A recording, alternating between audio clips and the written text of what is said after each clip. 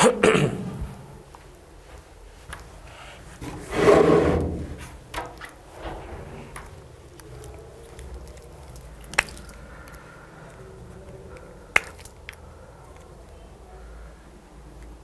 Topic है अपने पास Napier's analogy. Napier's analogy, ठीक है। इसको टेंजेंट रूल भी बोलते हैं अपन। क्या बोलते हैं? Tangent rule.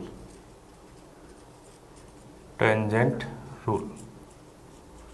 तो ये प्रॉपर्टीज ऑफ ट्राइंगल में नेपियर्स एनालॉजी, टेंजेंट रूल, ये भी एक अच्छा इंपॉर्टेंट टॉपिक है, ठीक है। इसमें जो हमारे पास फॉर्मूला आएगा, जैसे उसमें आएगा tan a minus B by two is equal to a minus B upon a plus B cot of c by two, ठीक है। तो इसको डिराइव करते हैं अपन, ठीक है। ऐसे बाकी सारे लिख देंगे अपन, ठीक है। ऐसे बाकी सारे एक साथ अभी लिखूंगा मैं, ठीक है। ऐसे मतलब क्या हो जाएंगे बाकी में, tan b minus C by two क्या हो जाएगा, tan of b minus C by two, ये वैल्यू क्या हो जाएगी, b minus C upon b plus C cot of a by two. Similarly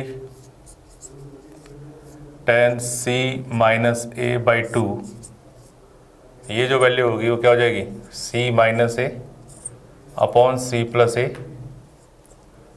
cot of क्या, b बाई टू, ठीक है। ये फर्स्ट हो गया, सेकंड और ये थर्ड, ठीक है।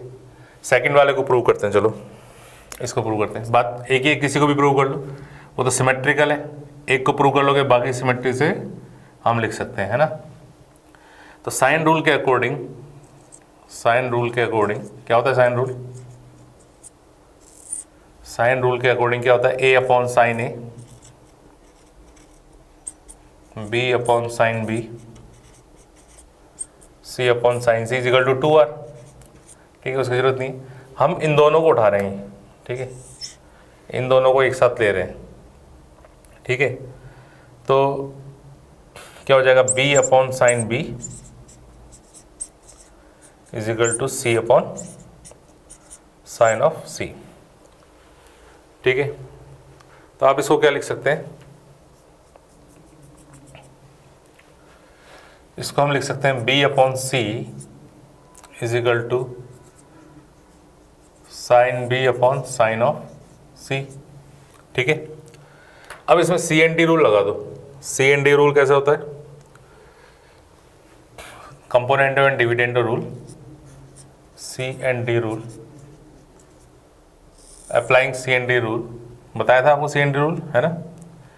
तो सी एन डी रूल लगाएंगे तो क्या जाएगा, b minus C upon b plus C is equal to sine b minus sine of c upon sine b plus sine of c, ठीक है। अब इसमें फॉर्मूला लगाओ sine b minus sine c का, तो ये कितना आ जाएगा आपके पास, b minus C upon b plus C is equal to twice cos b plus C by two sine b minus C by two divided by sine b plus sine c, क्या होता है, twice of sine b plus C by two into cos b minus C by two, ठीक है भाई, यही होता है ना। अच्छा जी, ये कितना हो गया, कॉट, ये हो गया टेन, तो b minus C upon b plus C, ये जो वैल्यू है वो क्या हो जाएगी, cot of b plus C by two into tan of b minus C by two, ठीक है। अब देखो जैसे ये फॉर्मूला है, तो tan b minus C by two काम में आ रहा है, b minus b plus C काम में आ रहा है, यानी ये जो चीज़ है, ठीक है, ये उधर जाके टेन a बाई टू बननी चाहिए। तो टेन a बाई टू बनाने के लिए ट्राइंगल में हम जानते हैं कि a plus B plus C कितना होता है, पाई, ठीक है। A plus B plus C क्या होता है पाई, तो B plus C by two जो होगा, B plus C by two क्या होगा pi by two minus A by two. तो cot of pi by two minus A by two, ये वैल्यू क्या हो जाएगी tan of A by two, क्या हो जाएगी tan of A by to. Clear है भाई। तो यहाँ